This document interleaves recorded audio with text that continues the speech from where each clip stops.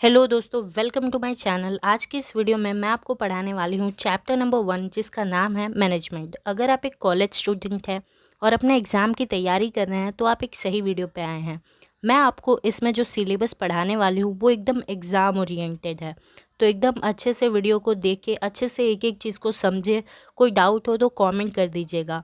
और हाँ, आपके कन्वीनियंट के लिए मैंने नीचे डिस्क्रिप्शन बॉक्स और कमेंट सेक्शन में टाइम स्टैम्प भी दे दिया है। अगर आपको कोई पर्टिकुलरली टॉपिक ही सीखना है तो भी आप सीख सकते हैं। तो चलिए, अब बहुत हो गया इंट्रोडक्शन, अब स्टार्ट करते हैं इस चैप्टर को। तो बेसिकली हम पढ़ेंगे इस चैप्टर में मैनेजरियल रोल्स के बारे में, कंट्रीब्यूशन ऑफ फ्योल के बारे में, टेलर के बारे में, सीके प्रहलाद, विजय गोविंद राजन। चलिए स्टार्ट करते हैं। सबसे पहले तो जान लेते हैं थोड़ा इंट्रोडक्शन कि आखिर ये मैनेजमेंट होता क्या है। तो देखिए, अगर आज के टाइम में सबसे ज़्यादा इम्पॉर्टेंट चीज़ देखी जाए तो वो है मैनेजमेंट। अगर आपको प्रोग्रेस करना है ना, कोई भी फील्ड हो यार, पढ़ाई हो, बिजनेस हो, कोई भी फील्ड हो, अगर आपको सक्सेस पाना है तो आपको एफिशिएंट मैनेजमेंट करना आना चाहिए। ठीक है, अगर आपको अपनी ज़िंदगी की सीढ़ी अच्छे से चलनी है ना, तो आपको मैनेजमेंट की ज़रूरत पड़नी ही पड़नी है। देखिए, चाहे बिजनेस हो, पॉलिटिक्स हो, रिलीजन हो, हर जगह मैनेजमेंट ज़रूरी होता है। आपने यूएसए का नाम तो ज़रूर सुना होगा, सुने हो ना आप यूएसए का नाम? देखिए, तो आपको पता है यूएसए इतना अमीर कैसे बन गया यार? वो इतना अमीर इसलिए बन गया क्योंकि वहाँ पे मैनेजमेंट साइंस जो है ना, वो बहुत अच्छी तरह से डेवलप हुआ है। बहुत अच्छे से वहाँ के जो मैनेजर्स है वो मैनेजमेंट को करते हैं, इसीलिए यूएसए इतना अमीर बनता जा रहा है अभी भी। ठीक है, देखिए, जो इम्पोर्टेंट होगा उसको मैं आपके लिए हाईलाइट कर दूंगी, तो उस पर ज़्यादा फोकस कीजिएगा। नीचे आते हैं। ओके, यहाँ पे देखिए, ऑलरेडी यहाँ पे डार्क ही है, बट मैं भी कर देती हूँ।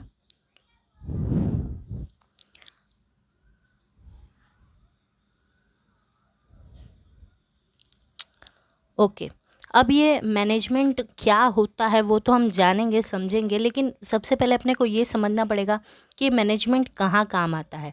तो देखिए, जहाँ पे दो और दो से ज़्यादा लोग काम कर रहे हैं, ठीक है, काम भले ही वो अलग अलग कर सकते हैं लेकिन उन सभी का गोल एक ही होता है। कॉमन गोल के लिए अगर बहुत सारे लोग काम कर रहे हैं, दो से ज़्यादा लोग, तो हम कह सकते हैं कि भाई साहब, वहाँ पे पड़ेगी मैनेजमेंट की ज़रूरत। ठीक है, ओके। जहाँ भी ग्रुप एफर्ट्स लग रहे हैं वहाँ पे तो मैनेजमेंट की ज़रूरत पड़नी ही पड़नी है। ठीक है, जितना पुराने हम लोग हैं उतना ही पुराना मैनेजमेंट है। मैनेजमेंट कोई नई चीज़ नहीं है। जो आदि मानव लोग होते थे ना, वो भी कहीं ना कहीं मैनेजमेंट करते थे। ठीक है, उन्हें पता नहीं था कि वो मैनेजमेंट कर रहे हैं, बट वो कहीं ना कहीं करते थे। ये अपने 12th स्टैंडर्ड में अपने देखा ही होगा। ठीक है, चलिए। मैनेजमेंट के अंदर बेसिकली देखो क्या होता है ना, अभी हम अच्छे से नीचे समझेंगे, मैं तो बस आपको एक आइडिया दे रही हूँ। मैनेजमेंट के अंदर बेसिकली क्या होता है, प्लानिंग करा जाता है। ठीक है, डायरेक्शन दिया जाता है, काम दिया जाता है लोगों को कि आपको ये सब करना है, और फिर देखा जाता है कि भाई वो काम बराबर से हो रहा है कि नहीं हो रहा है। ठीक है, ओके। अब आपको थोड़ा सा आइडिया तो आ ही गया होगा इस चैप्टर का। अब आगे बढ़ते हैं मेन चीज़ पे। ओके, अब अपन समझते हैं कि ये मैनेजमेंट का मतलब क्या होता है। और आपके एग्ज़ाम में ना आपको पूछा जाएगा कि आप मैनेजमेंट का डेफिनेशन लिखो। हाँ, कोई स्पेसिफिक ऑथर का नाम नहीं लिखा होगा, लेकिन हाँ कभी कभार आ भी जाता है, बट मोस्टली नहीं आता है। बस लिखा होता है कि मैनेजमेंट का डेफिनेशन लिखो। तो मैं 7 डेफिनेशन आपको पढ़ाऊँगी, जो भी आपको आसान लगे 2 लर्न कर लेना। ठीक है, और एग्ज़ाम में कोई एक लिख देना, बस आपको मार्क्स मिल जाने हैं। चलिए, इसका मतलब समझते हैं, मैनेजमेंट का मतलब क्या होता है। ओके, तो हम जिस दुनिया में रह रहे हैं ना, ये किस चीज़ का दुनिया है? ये ट्रेड और कॉमर्स का दुनिया है। यहाँ पे हर जगह बिजनेस बिजनेस आपको देखने मिलेगा। ठीक है, हमारे टाइम के जो बिज़नेस है ये बहुत ज़्यादा कॉम्प्लेक्स है, और अगर आपको इसको सक्सेसफुल करना है ना, तो आपके अंदर होना चाहिए managerial ability. What do you mean by it? Okay, so it is basically a skill कि आप कितना अच्छा मैनेज करते हो। ठीक है, इट इज़ अ स्किल, ये आपको सीखना पड़ता है। पहले के जो बिजनेसमैन थे ना, उनको अगर अपना बिजनेस सही से चलाना है तो उनको थोड़ी सी चालाकी, अपना होशियारीपना, वो सब से वो लोग क्या करते थे, डिसऑनेस्टी, ये सबसे है ना वो लोग अपना बिजनेस सक्सेसफुल कर लेते थे। लेकिन भैया अगर आज के ज़माने में आपको अपना ये जो बिज़नेस को आगे बढ़ाना है ना, तो आपको बहुत चीज़ें करना पड़ता है। आपको मतलब दूर तक देखने आना चाहिए आँखों से नहीं, दिमाग से रिसर्च करना पड़ता है। आपको सब कुछ देखना पड़ता है कि भाई रिसोर्सेज का इस्तेमाल कैसे करना है, एम्प्लॉयज़ को कौन सा काम देना है, ये सब आपको देखना पड़ता है। ओके, आपको इकोनॉमिक सिचुएशन भी पता होना चाहिए कि हमारे देश में चल क्या रहा है, और यहाँ तक कि आपका जो कॉम्पिटिटर है, आपका जो राइवल बिजनेस है, कॉम्पिटिटर भाई वो क्या कर रहा है, उसका क्या एटीट्यूड है, वो क्या पॉलिसी लाने वाला है और वो क्या पॉलिसी ला चुका है, ये सब का आइडिया आपको होना चाहिए अगर आपको अभी मॉडर्न ज़माने में अपने बिजनेस को चमकाना है तो। क्लियर है, आपको मैनेजमेंट का मतलब समझ में आ गया कि मैनेजमेंट क्या होता है। ठीक है, अब डेफिनेशन से समझेंगे तो और क्लियर होगा। चलिए स्टार्ट करते हैं। बहुत सारे ऑथर्स ने यार डिफरेंट टाइप के अपने अपने डेफिनेशन दिए हैं मैनेजमेंट के, तो 7 डेफिनेशन है, आपको जो भी इजी लगे 2 लर्न कर लेना। ओके, चलिए सबसे पहले CS जॉर्ज, इन्होंने क्या कहा था, ये जो भाई साहब हैं ये क्या कहते हैं मैनेजमेंट क्या होता है। Okay, so he is saying basically management consist of getting things done through others. Manager is the one who accomplishes the objectives by directing the efforts of other. Okay, ये जो आपको लिखा हुआ मिल रहा है प्लीज़ डोंट माइंड इट, मैंने जिससे ये बुक ली है एक्चुअली उसने ये सब लिखा है, मैंने नहीं। चलिए ओके, मतलब समझते हैं कि भाई CS जॉर्ज जी क्या कहना चाह रहे हैं कि मैनेजमेंट क्या होता है। तो ये कह रहे हैं कि जो मैनेजमेंट है ना, इसमें आप दूसरों से काम निकलवाते हो। जी हाँ, आप क्या करते हो, आप दूसरों से काम निकलवाते हो, आप अपना ऑब्जेक्टिव दूसरों से निकलवाते हो, उनसे एफर्ट्स लगवा के। बराबर है, क्लियर है। और इस डेफिनेशन में वो ज़्यादा इम्पोर्टेंस लीडरशिप को दे रहे हैं। ठीक है, क्योंकि एक लीडर ही दूसरे लोग से काम निकलवा सकता है, अपना ऑब्जेक्टिव उनसे पूरा करवा सकता है। पहला डेफिनेशन क्लियर है, वेरी गुड। नीचे बढ़ते हैं। कुंजो डोनली क्या कहते हैं, देखिए तो ये कहते हैं management is defined as the accomplishment of desired objectives by establishing an environment favourable to performance by people operating in organise groups. Okay, तो ये कह रहे हैं कि आपको ना एक इन्वायरमेंट बनाना है। ठीक है, आपको क्या करना है, एक इन्वायरमेंट बनाना है, और वो इन्वायरमेंट अच्छा होना चाहिए ताकि भाई लोग और ग्रुप मिलके काम कर सके और आपके ऑब्जेक्टिव्स को लोग ठीक तरह से अचीव कर सके। बराबर, क्लियर है। ओके, नीचे आइए। जॉन एफ मी ये क्या कहते हैं, management may be defined as the art of securing the maximum results with the minimum of effort so as to secure maximum prosperity and happiness for both the employer and the employee and give the public the best possible service. Okay, अब ये क्या है, तो ये जो John F मी जी हैं ये कहते हैं कि मैनेजमेंट ना एक कला है। क्या है, मैनेजमेंट एक कला है। क्यों कला कह रहे हैं, कला इसलिए है क्योंकि आपको ना इसमें कम एफर्ट डालना है। ओके, मेहनत ज़्यादा नहीं करनी, कम एफर्ट डालना है, लेकिन रिज़ल्ट आपको रिज़ल्ट आपको ज़्यादा निकालना है। समझ आ रहा है, मेहनत आप कम कीजिए लेकिन रिज़ल्ट आप ज़्यादा निकालिए। और भाई ये चीज़ तो एक कलाकार ही कर सकता है, इसीलिए ये कहते हैं कि मैनेजमेंट एक कला है। समझ गए आप। और जब ये होगा तो एम्प्लॉयर और एम्प्लॉय दोनों ही खुश रहेगा ना, और जो वो लोग चीज़ बनाएंगे वो भी बेस्ट होगा। अंडरस्टैंड? Okay, understood. चलिए आगे बढ़ते हैं। किम्बल एंड किम्बल, अब ये क्या कहते हैं। ओके, इनका जो डेफिनेशन आप देख रहे हैं कि बहुत बड़ा है, तो आपकी मर्ज़ी, आप इसे लर्न कीजिए ना कीजिए, हम इसको समझाते हैं आपको। Management may be broadly defined as the art of applying the economic principles. Okay, समझिए इनके हिसाब से मैनेजमेंट क्या है जी, इनके हिसाब से भी ये कला है, क्योंकि हम क्या कर रहे हैं, कुछ इकोनॉमिक प्रिंसिपल्स को इस्तेमाल कर रहे हैं। क्या कर रहे हैं, हम कुछ इकोनॉमिक प्रिंसिपल को इस्तेमाल कर रहे हैं, और उसकी मदद से हम मेंस को कंट्रोल कर पाते हैं, और हमारे को जो चीज़ें चाहिए बिजनेस में हम उसको कंट्रोल कर पाते हैं।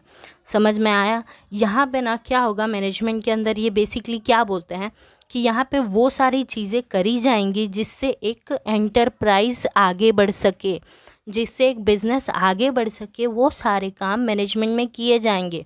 फाइनेंस का बात होता है इसमें, पॉलिसी की बात होती है, इक्विपमेंट की बात होती है। ओके, तो बेसिकली और एक और चीज़, ऑफिसर्स यानी कि रिक्रूटमेंट, भर्ती की बात की जाती है।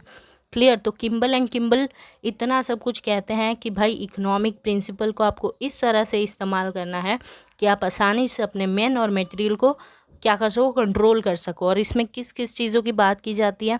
उन चीज़ों की जिससे आपका एंटरप्राइज आगे बढ़ सके, जैसे कि फाइनेंस की बात होती है, पॉलिसी की बात होती है, रिक्रूटमेंट का बात होता है।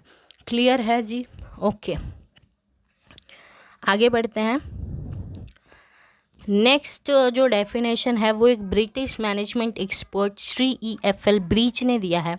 वो ये कहते हैं कि ये एक सोशल प्रोसेस है, सामाजिक प्रक्रिया। ये क्या कहते हैं? ये एक सोशल प्रोसेस है। ये बेसिकली एक्चुअली में जो ये कह रहे हैं कि जो मैनेजमेंट करता है ना, उसके ऊपर एक रिस्पॉन्सिबिलिटी आ जाता है। उसके ऊपर क्या आ जाता है? रिस्पॉन्सिबिलिटी आ जाता है कि वो अच्छी तरह से प्लानिंग करे और अच्छे तरह से काम को रेगुलेट करे। समझ में आ रहा है? ये क्या कह रहे हैं कि बेसिकली जो प्लानिंग करता है, जो मैनेजमेंट करता है ना, उसके ऊपर एक रिस्पॉन्सिबिलिटी आ जाता है कि वो अच्छी तरह से प्लानिंग करे और अच्छी तरह से बिजनेस के ऑपरेशंस को रेगुलेट करे। क्लियर है? ओके, उसके बाद आते हैं जॉर्ज R. टेरी जी। इनका नाम एक्चुअली आपको बहुत दिखेगा इस बुक में, आपके इस सिलेबस में भी। तो जॉर्ज R. टेरी क्या कहते हैं? तो ये कहते हैं management is a distinct process consisting of planning, organizing, actuating and controlling performed to determine and accomplish the objective by the use of people and resources। तो ये कहते हैं मैनेजमेंट एक ऐसा प्रोसेस है जी जिसमें प्लानिंग होता है, ऑर्गेनाइजिंग होता है, एक्टुएटिंग होता है, कंट्रोलिंग होता है। ठीक है? और ये इसलिए किया जाता है ताकि हम अपने ऑब्जेक्टिव्स, जो हमारा बिजनेस का ऑब्जेक्टिव है ना, उसको अचीव कर सकें। और उसमें हमारी मदद कौन करेगा? लोग और रिसोर्सेस। अंडरस्टैंड? क्लियर है जी? ओके, ये डेफिनेशन इजी है, आप इसे याद भी कर सकते हैं। And the last definition is given by Peterson and Kloman. ये क्या कहते हैं? ओके, तो ये सबसे ज़्यादा फोकस करते हैं efficient utilisation of group efforts for achieving the goals. मतलब कि ये कहते हैं कि अगर आपको अपने गोल्स को पाना है ना, तो जो लोग ग्रुप बना के काम कर रहे हैं, आप उन पे ध्यान दीजिए, उस ग्रुप पे ध्यान दीजिए कि वो लोग अच्छे से काम करें। वो लोग अच्छे से काम करेंगे तो जी आपका गोल भी अचीव हो जाएगा। ओके, फर्दर ये कहते हैं कि मैनेजमेंट में भी डिफाइंड एज ए टेक्निक। ये एक ऐसा टेक्निक है जहाँ पे क्या होता है कि आप ह्यूमन ग्रुप जो होता है ना, ह्यूमन ग्रुप, उनको अपना पर्पस समझा दीजिए कि उनको क्या काम करना है ताकि वो लोग आपके ऑब्जेक्टिव्स को अचीव करने में हेल्प करें। समझ आया? ह्यूमन ग्रुप है, आप उनको समझा दीजिए कि क्या पर्पस है, बिजनेस का क्या गोल है, वो सब समझाइए। उनको क्या काम करना है वो बताइए, उन्हें क्लियर कीजिए और बस। ठीक है? समझ गए? ओके, तो ये था मैनेजमेंट। बेसिकली इन शॉर्ट बात करूँ तो मैनेजमेंट का मतलब क्या होता है कि मैनेजमेंट के अंदर प्लानिंग होता है, कंट्रोलिंग होता है, स्टाफिंग होता है, वही चीज़ जो आपने 12th में पढ़ी है। मैनेजमेंट एक कला है जिससे आप दूसरों से काम निकलवा सको। क्लियर है? अब आगे बढ़ते हैं। ओके, ये एक फिगर यहाँ पे दिया हुआ है, देखिए, this is management, not this is not a management. आप किसी से काम करवाते हैं, आप साथ मिलके काम नहीं करते। ठीक है? ओके, नेक्स्ट देखिए, ये एक इम्पॉर्टेंट चीज़ है जो आपके एग्ज़ाम में आता है, पूछा जाता है, इसको समझते हैं। Characteristics of management it is important. Okay, सबसे पहला जो है जी वो है management is not a group of people, it is a function. तो इसका मतलब ये है कि मैनेजमेंट मतलब वो नहीं कि कुछ लोग खड़े हैं ग्रुप बना के, जी उसको मैनेजमेंट नहीं बोलते हैं। अभी मैंने आपको बताया मैनेजमेंट मतलब फंक्शन होता है, मतलब मैनेजमेंट के अंदर काम किए जाते हैं। कौन से काम किए जाते हैं? प्लानिंग का, स्टाफिंग का, डायरेक्टिंग का, ये सब का। ओके, क्लियर है? कंट्रोलिंग का, ठीक है, clear, okay. Second point, management is universal. What do you mean by this? Management is universal मतलब ऐसा नहीं है कि यार सिर्फ बिजनेस में ही आपको मैनेजमेंट देखने को मिलेगा, चाहे वो क्लब हो, आर्मी हो, कोई रिलीजियस इंस्टीट्यूशन हो, गवर्नमेंट का ऑफिस हो, हर जगह आपको मैनेजमेंट देखने को मिलेगा। क्योंकि बिना मैनेजमेंट के ना कुछ भी सक्सेसफुल नहीं होता है। कोई भी चीज़, कोई भी फील्ड अगर बहुत सही तरीके से चल रहा है ना, तो समझ जाओ कि भाई उसका मैनेजमेंट तगड़ा है, ठीक है। तो ये सिर्फ बिजनेस में नहीं होता है, हर जगह होता है। Clear, okay. थर्ड वन है coordination is the soul of management. अब कोऑर्डिनेशन क्या है? तो देखिए, कुछ लोग मिल के ही मैनेजमेंट करते हैं ना, सॉरी, कुछ लोग मिल के काम करते हैं ना। तो अगर आपको अपना मैनेजमेंट सक्सेसफुल करना है ना, तो वो जो लोग मिल के काम कर रहे हैं ना, वो हारमनी में काम करते होने चाहिए। ऐसा नहीं है कि झगड़ा चल रहा है, लड़ाई चल रहा है, ऐसा बिल्कुल नहीं होना चाहिए। जो लोग आपके फर्म में काम कर रहे हैं, बिजनेस में काम कर रहे हैं, वो प्यार से काम करते होने चाहिए। तभी हम कहेंगे कि हाँ उनमें कोऑर्डिनेशन है, सब एक दूसरे की बात को समझते हैं। तो जब कोऑर्डिनेशन सही होगा, मैनेजमेंट सही होगा। इसीलिए कहा जाता है coordination is the soul of management. Okay. Fourth, management is dynamic. Management dynamic है। अब ये क्या है? तो देखिए, कभी हमारा इन्वायरमेंट सेम तो रहता नहीं है। अगर हम ऐसे बात करें तो देखिए, अभी बारिश का मौसम है, कुछ टाइम बाद क्या होगा, ठंड आ जाएगी, फिर क्या होगा, गर्मी आ जाएगा, फिर क्या होगा, फिर वापस से बारिश आ जाएगी। मतलब आप देख रहे हैं कि मौसम में भी बदलाव आता रहता है। उसी तरह से है ना, हमारा जो इकोनॉमी है वो भी स्टेबल नहीं रहता, बदलता रहता है। कभी कोई चीज़ चल गया, कभी कोई चीज़ चल गया। क्या पता आज के टाइम में जो चीज़ चल रही है मार्केट में, फॉर एग्जांपल आज जोमेटो बहुत ज़्यादा चल रहा है, तो इसका मतलब ये नहीं कि हमेशा ही जोमेटो ही चलेगा। क्या पता लोग फिर किसी और चीज़ पे स्विच कर जाए। तो इसीलिए ना मैनेजमेंट को डायनेमिक बनना पड़ता है। मतलब कि जिस तरह से इन्वायरमेंट में बदलाव आ रहा है, बिजनेस को भी अपने आप को बदलना पड़ता है। जिस तरह के रोज़ रोज़ चैलेंजेस आ रहे हैं, उसके हिसाब से उन्हें बदलना पड़ेगा। अगर वो एक ही तरह से रहेंगे तो भाई मैनेजमेंट फेल हो जाएगा। तो मैनेजमेंट को क्या, अपना पॉलिसी, अपना फंक्शन बदलना पड़ेगा अगर कोई इन्वायरमेंट में बदलाव आता है तो। ओके, बिजनेस में ना आप देखोगे बहुत सारे थ्रेट आते हैं, सच में बहुत सारे आपको चैलेंजेस मिलेंगे। मतलब हर रोज़ आपको किसी ना किसी चीज़ का सामना करना पड़ेगा। तो अगर आपको अच्छे से सामना करना है तो अपने आप को डायनेमिक बनाइए, ठीक है, ओके। तो आई होप आप ये समझ गए होंगे। अगर आपका जो मैनेजमेंट डायनेमिक रहेगा, तभी जाके आपका बिजनेस आगे जाके सक्सेसफुल हो पाएगा। Then fifth one is management is essentially a leadership activity. Management एक लीडरशिप एक्टिविटी है। क्यों? तो मैनेजमेंट में होता क्या है सर? तो मैनेजमेंट में ये होता है ना कि वहाँ पे आप क्या करते हो, लोगों से काम करवाते हो। किससे काम करवाते हो? लोगों से काम कराते हो। इसलिए लोग तो इम्पॉर्टेंट है ना, लोग तो इम्पॉर्टेंट है। और आप लोग के लिए काम करा रहे हो और लोगों से काम करा रहे हो। समझ रहे हैं आप? आपके यहाँ पे कौन काम कर रहा है? आपके यहाँ पे लोग ही काम कर रहे हैं, आपके एम्प्लॉयज़ लोग ही हैं। और वो किसी लोग के लिए ही काम कर रहा है। आपका जो प्रोडक्ट मिलेगा वो किसी और इंसान को ही सेटिस्फैक्शन देगा, ठीक है। तो इसीलिए ये एक लीडरशिप एक्टिविटी है। यहाँ पे ह्यूमन बहुत इम्पोर्टेंट है, ओके। और जो ह्यूमंस आपके बिजनेस में काम कर रहे हैं, उनको आपको अच्छे तरह से डायरेक्शन देना पड़ेगा कि आपको कितना क्या यूज़ करना है। अगर आप अच्छे तरह से उन्हें डायरेक्शन, गाइडेंस नहीं देंगे कि कितना सामान यूज़ करना है, कौन सा मशीन, कितना पैसा, तो ख़राब हो जाएंगी चीज़ें। तो एक लीडर होना चाहिए जो ये सब कुछ मैनेज कर सके। इसलिए ये एक लीडरशिप एक्टिविटी है, ठीक है। और ये एक ह्यूमन एक्टिविटी भी है, क्योंकि ये हम लोगों के लिए करते हैं और लोगों से ही करवाते हैं। आगे बढ़ते हैं, ओके। लगता है ये दो दो बार आ गया है, तो इस पे ध्यान मत दीजिए। ओके, 6th नंबर है management is decision making. Management में होता क्या है ना कि जो मैनेजर है ना उसको बहुत सारा डिसीजन लेना पड़ता है, और जब उसको डिसीजन लेना पड़ रहा है तो बहुत इम्पोर्टेंट है कि वो जो डिसीजन ले रहा है वो सही हो, एक्यूरेट हो, अच्छा हो, जो बिज़नेस को फ़ायदा पहुंचा सके ऐसा हो। ठीक है, उसको कैसे टाइप के डिसीजन लेने पड़ते हैं, उसको बहुत सारे टाइप के डिसीजन लेने पड़ सकते हैं, जैसे कि कहाँ पे इन्वेस्ट करना है, कैपिटल को कैसे रेस करना है। ठीक है, ऐसे रोज़ रोज़ उसको ना जाने कितने ही डिसीजंस लेने पड़ते हैं।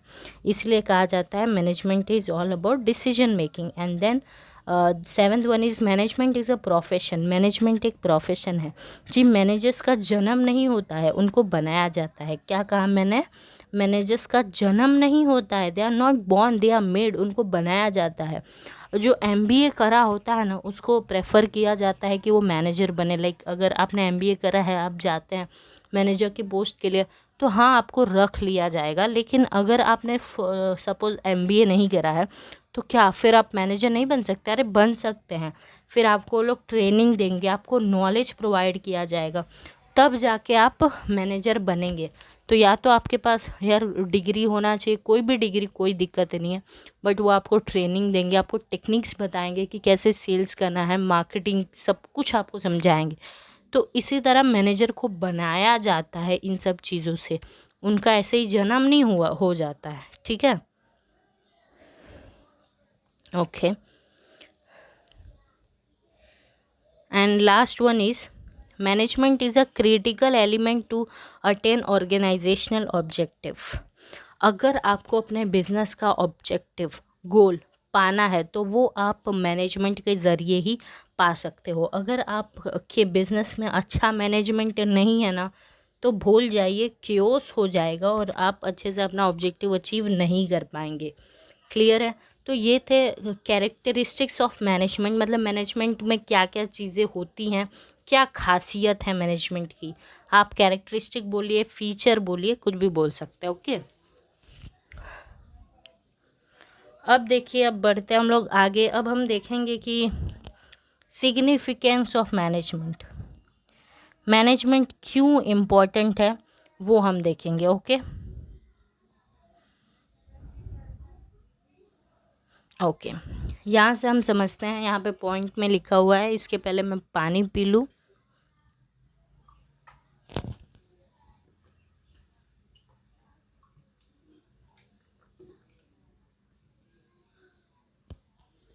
ओके, चलिए अब हम समझते हैं कि मैनेजमेंट क्यों इम्पोर्टेंट है, क्यों मैनेजमेंट आपको करना चाहिए। सबसे पहला, for economic progress and prosperity. देखिए, अगर आपको पैसों से प्रोग्रेस करना है, अमीर बनना है ना, तो management is important. Management is very very much important. देखिए, आपके बिजनेस में लगते हैं ग्रुप एफर्ट्स, बहुत सारे लोग मिलके ग्रुप एफर्ट्स लगाते हैं। ठीक है, और फिर वो क्यों लगा रहे ग्रुप एफर्ट्स? क्या प्रॉफिट के लिए ही लगा रहे हैं ना यार। और प्रॉफिट, अगर अच्छा प्रोडक्ट बन गया, अच्छे से बिक गया, अच्छा खासा प्रॉफिट होगा, तो क्या होगा? आप इकोनॉमिकली प्रोग्रेस करेंगे, प्रॉस्पर होंगे। इसलिए मैनेजमेंट इम्पॉर्टेंट है। दूसरा, backwardness of under developed countries. तो देखिए, जो USA है, मैंने आपको पहले भी बताया था स्टार्टिंग में कि USA ने इतना प्रोग्रेस किया है। वो कैसे किया है? तो उसने प्रोग्रेस मैनेजमेंट की वजह से ही किया गया है। तो अगर ना जो अंडर डेवलप्ड कंट्रीज़ है, या जो अभी तक डेवलप कंट्रीज़ नहीं हुई हैं, जो अब तक डेवलपमेंट कंट्रीज़ है, उन्हें अगर डेवलप्ड बनना है ना तो उनको ना मैनेजमेंट करना पड़ेगा अच्छी तरह से। अगर मैनेजमेंट अच्छे से होने लगा तो उस देश का क्या होगा? हर बिजनेस चमक जाएगा, और जब बिजनेस चमक जाएगा लोगों को एम्प्लॉयमेंट मिलेगा, और आर्थिक रूप से हमारा जो देश है वो मजबूत होगा। इसीलिए अगर आपको डेवलप्ड, अंडर डेवलप्ड अगर कोई कंट्री है उसको डेवलप्ड बनाना है तो ये मैनेजमेंट इम्पॉर्टेंट है। Okay, third one, meaningful and effective functions. Meaningful and effective functions. तो बिजनेस एंटरप्राइज को तो आप बिना मैनेजमेंट के भी फॉलो कर सकते हो, है ना। बिना मैनेजमेंट के भी आप अपना बिजनेस चला सकते हैं, है ना, सही बात है। लेकिन लेकिन लेकिन जब तक आप मैनेजमेंट के प्रिंसिपल्स का इस्तेमाल नहीं करेंगे तब तक आपका जो बिज़नेस है वो सही तरह से चलेगा ही नहीं। तो अगर आपको बहुत अच्छी तरीके से काम करना है, मीनिंगफुल तरीके से और अच्छा काम करना है ना, तो आपको मैनेजमेंट करना ही पड़ेगा। Fourth, useful in all fields. ये हमने बात किया ही था कि ये एक यूनिवर्सल एक्टिविटी है, सिर्फ बिजनेस में काम नहीं आता है। ये एजुकेशन हो, रिलीजन हो, गवर्नमेंट एडमिनिस्ट्रेशन हो, एंटरटेनमेंट हो, स्पोर्ट्स हो, आर्ट्स हो, हर जगह ये काम आता है, ठीक है। Fifth, useful in all types of economic thinking. देखिए मैनेजमेंट ना एक पर्टिकुलर इकोनॉमिक थॉट के लिए ही नहीं बना है। मतलब कि ऐसा आप नहीं कह सकते कि भाई मैनेजमेंट ना सिर्फ डेमोक्रेसी में ही यूज़फुल है, नहीं। जी आप डिक्टेटरशिप में को फॉलो करते हो तो भी मैनेजमेंट इज़ इम्पॉर्टेंट। कम्युनलिज्म हो, कैपिटलिज्म हो, कुछ भी हो, आई एम सॉरी, कम्युनिज्म हो, कैपिटलिज्म हो, डेमोक्रेसी हो, डिक्टेटरशिप हो, कुछ भी आपके देश में अगर कोई भी ये मेथड फॉलो होता है तो इन सबको अच्छी तरीके से चलाने के लिए आप मैनेजमेंट कर सकते हैं, ठीक है। Sixth, contribution to development of culture. अब देखिए जो एक देश का कल्चर होता है वो बहुत ज़्यादा इम्पॉर्टेंट होता है, और अगर आपको अपने देश के कल्चर को डेवलप करना है ना तो उसके लिए भी मैनेजमेंट बहुत अच्छे से काम आता है। जी वो कैसे? तो देखिए जब बहुत सारे लोग मिलजुल के काम करते हैं और अच्छी तरीके से काम उनमें मैनेजमेंट की वजह से होता है ना, तो जब अच्छे तरीके से काम होने लगा तो एक दूसरे का कल्चर क्या होता है, पास ऑन होता है। सब एक दूसरे के कल्चर के बारे में भी समझते हैं, तो इस तरह से कल्चर का भी डेवलपमेंट होता है। Useful in all form of business organisation. आपका बिजनेस ऑर्गेनाइजेशन कैसा भी हो, हर एक फॉर्म में, कोई भी फॉर्म में आपका बिजनेस ऑर्गेनाइजेशन हो, वहाँ पे मैनेजमेंट काम आएगा ही काम आएगा, ठीक है। अगर वो कोई पब्लिक एंटरप्राइज है, अगर वो सोल प्रोप्राइटरशिप में अकेले आप करते हैं, पार्टनरशिप में करते हैं, कोई कंपनी है, कुछ भी है, कोई फ़र्क नहीं पड़ता, मैनेजमेंट लगाइए बस, और अच्छे तरीके से आप मैनेजमेंट कीजिए, बिजनेस चमकेगा ही चमकेगा। क्लियर? उसके बाद आता है फॉर बिजनेस सक्सेस। इसमें कोई बताने की चीज़ नहीं है। अगर आपको अपने बिजनेस को सक्सेस तक पहुंचाना है तो अच्छी तरीके से मैनेजमेंट कीजिए, बिल्कुल सक्सेस होगा। And then importance from national view point. तो मैनेजमेंट देखिए, आप छोटे लेवल पे मत सोचिए कि भाई मैनेजमेंट से सिर्फ बिजनेस का ही भला होता है, ऐसा नहीं होता। मैनेजमेंट से ना नेशनल लेवल तक भला होता है। जी वो कैसे? तो देखिए जब एक बिजनेस यूनिट अच्छी तरीके से मैनेजमेंट करता है तो वो हमारे देश का रिसोर्स अच्छी तरीके से इस्तेमाल कर रहा है, वो लोगों को एम्प्लॉयमेंट दे रहा है, वो सोसाइटी में अच्छे प्रोडक्ट्स दे रहा है, तो इससे देश का भला होगा कि नहीं होगा? जी बिल्कुल होगा, ठीक है। क्लियर है? ओके, तो आज की इस वीडियो में बस इतना ही। आगे का जो चैप्टर है, आगे के जो टॉपिक्स है वो हम अगली वीडियो में देखेंगे। तब तक अगर आपको कोई डाउट है, कमेंट सेक्शन है, अगर आपको कोई अपने व्यूज़ देने हैं, कुछ डिबेट करना है, सब कुछ आप कमेंट सेक्शन में कर सकते हैं, ठीक है। अगर आपको ये समझ में आया सब कुछ तो make sure to like the video, ठीक है। मिलते हैं पार्ट 2 में, तब तक ले बाय, टाटा, टेक केयर, पढ़ते रहो।